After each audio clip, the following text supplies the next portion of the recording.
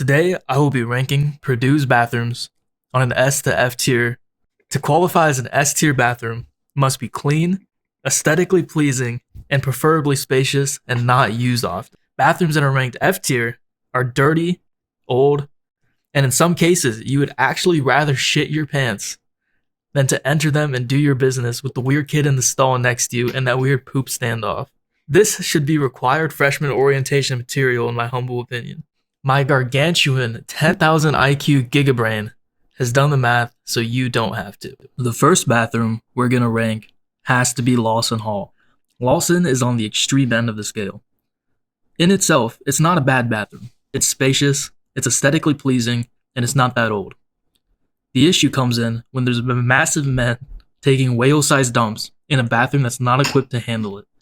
In addition, the Lawson Hall bathrooms constantly smell like an Indian buffet that's been left outside on an 109-degree Indiana summer day.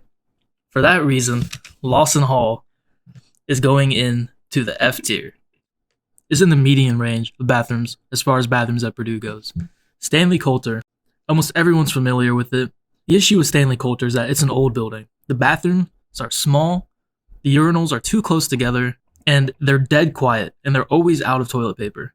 For that reason, the bathrooms in Stanley Coulter are getting a C ranking. Next up is the Purdue Memorial Union, specifically the bathrooms across from Pappy's Sweet Shop. Now, let me preface this by saying that I'm an international student. The Purdue Memorial Union is your first point of contact with Purdue University for most people. The bathrooms are decrepit and shameful. They're small, there's no windows, and they're disgusting. They're always out of toilet paper. There's always a mysterious liquid on the floor, whether it's piss, shit water, semen, or research chemicals. There's always a construction worker talking to his wife on his phone while you're trying to take a shit. Additionally, I have seen so many exchange students taking fat shits or fire hydrant pisses all over the urinals, and then it's leaving the bathroom. Wash your damn hands. For that reason, the Purdue Memorial Union is going in the list at an F tier. This bathroom we're going to cover isn't your most traditional bathroom, and to some, it's not a bathroom at all. However, John Purdue's supposed grave, because nobody knows where he's actually buried, is the perfect bathroom for the exhibitionist. It has a lovely aesthetic, and it's not very crowded. The issue is with the facilities. There's actually a lack of toilets and urinals, as well as sinks in the John Purdue grave, and there's never any toilet paper or hand dryers of any sort. There is a squirrel problem. For that reason, John Purdue's grave is going to get ranked as a D tier bathroom. Now, this is controversial, but I think the squirrels is really what downgrades it from a C to a D. Bathroom on the list is, in the upper 50%, and that bathroom is in Beering Hall. Beering Hall is one of the largest and most popular buildings on campus. There are many bathrooms. There are at least one whole bathroom in Beering Hall. These bathrooms are spacious, they have a dark aesthetic, and there's always toilet paper. The issue with Beering Hall bathrooms is that on the first and basement floors, during any time between regular class hours, the bathrooms are dead silent. There's either somebody watching sports, somebody taking a fat crying shit, or just the deadlock poop competition where you see you can hold it in the longest. For that reason, Beering Hall is going on the tier list at a B. It is an acceptable bathroom. I recommend using it, but only use it during non-peak hours.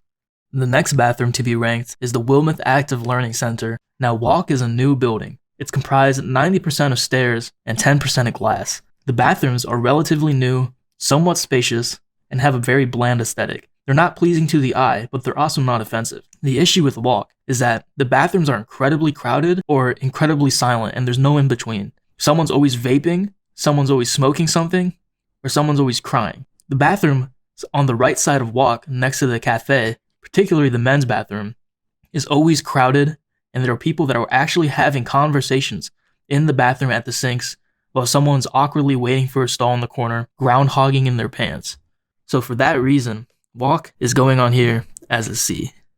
To be ranked are in the Stewart Center. Stewart Center has many bathrooms. The bathrooms on the main floor are spacious, relatively clean, but they're pretty old. Stewart Center holds a secret. In the basement of the Stewart Center, in the hallway with all the student organization, there is a supreme bathroom. This bathroom is old, but it's beautiful, it's spacious, there's many urinals and many stalls. There's never anyone in it, so if you ever need to take a shit, that's the place to go. For that reason, Stewart Center is going on here in the revered A spot.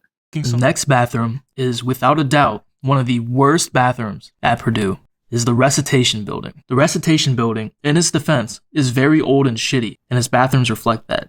They are incredibly cramped, filthy, and the doors have frosted glass, which is just tacky. Now, the biggest problem with the recitation hall bathrooms are that if you try to go into the stall, you can't close the door without your legs either touching the stall or touching the toilet. That is how cramped they are. So you have the choice between door bacteria or toilet shit water splash. Now, the recitation building does have multiple bathrooms on multiple floors, with the higher floors being cleaner and more tolerable. However, overall, the bathrooms are horrible, and I do not recommend visiting them.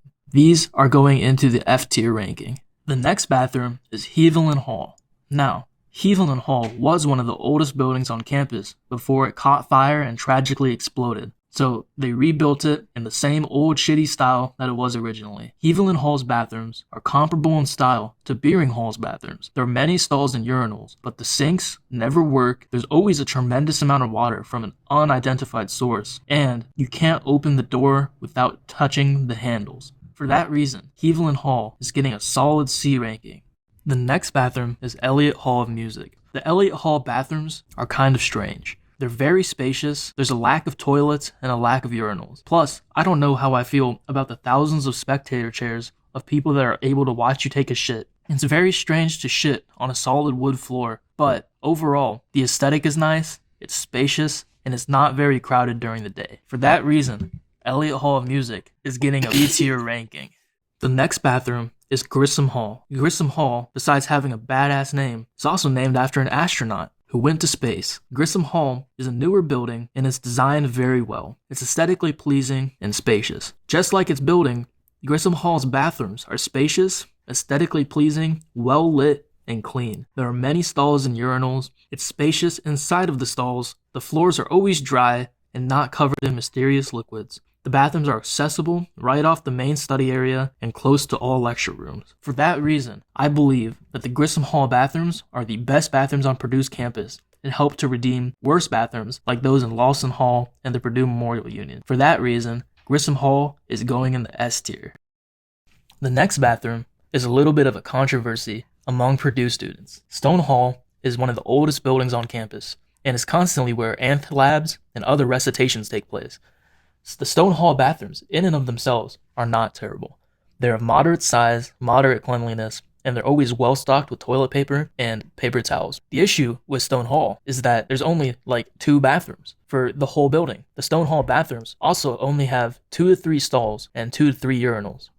For that reason, Stone Hall is getting a D ranking. Next bathroom are in Hicks Underground Library. Now, aside from being one of the most badass buildings on campus, because part of it is underground, the Hicks bathrooms are comparable to the bathrooms in Stewart Center's basement, which have been previously ranked in the A tier. Now, the only issue with Hicks bathrooms are that at night, it's very dark. It is so dark, in fact, that if you took a shit, you could not tell when your ass was clean because you're sitting in pitch blackness. But due to the overall quality of the bathroom and likeliness to the Stewart Hall bathrooms, Hicks is an A-tier bathroom. I recommend visiting it when you can, but avoid it during the hours of night.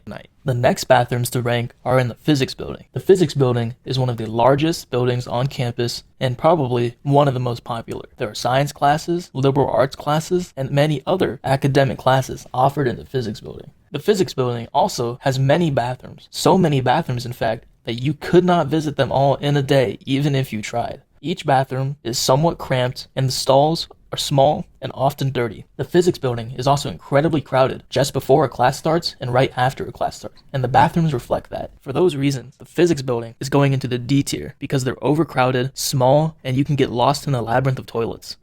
The next bathroom to rank are in the math building. The math building bathrooms are hard to rank because how do you rank a bathroom that has a sign telling people not to squat, essentially saying, please don't shit on the seats, you filthy animals. Now, the math building bathrooms are hard to find because the math building is a labyrinth of stairs and hallways. One day, I was in the math building needing to use the restroom and I could not find it. So instead, I went to one of the computer labs on the lower floor. The computer lab bathrooms were very spacious and the chairs were very comfortable. They weren't very crowded, but there was a lack of sinks, toilets, urinals, and other bathroom items. I was also yelled at for using the lab as a restroom. For that reason, the math building is going in the F tier. I do not recommend visiting it, and if you do, please do not shit on the seats. One day, I was near CL50 and was having a really bad day, bordering on a mental breakdown.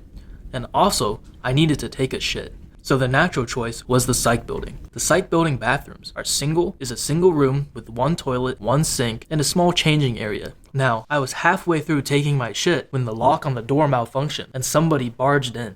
My poop was already halfway out of my ass, but instantly retreated just as fast as the French at the Maginot Line. That's why the psych building gets an F tier. The last bathroom, much like John Purdue's grave, is controversial in the status of being a bathroom at all. The tunnels between Rawls Hall, Cranor, and the Union seems to be another popular place to poop. It's very spacious, it's not overly crowded, and it's usually very clean. But sometimes there's so much poop that it's a loaf city. For that reason, this honorable mention gets a B tier for its spaciousness, its proximity to 3 buildings, and the fact that it seems to be pretty popular as a bathroom. Now, as for the rest of these bathrooms, I personally have not urinated, defecated, or done anything in between, especially not a number 3 or a number 4. For that reason, I can't be fair in my ranking. Please let me know about your experiences in any of the bathrooms on this list, how you feel about my rankings, and give some rankings of your own. But overall, Purdue's bathroom scene is very disappointing and could use much improvement. Thanks for watching. Spread the information and help people have better bathroom experiences at Purdue University.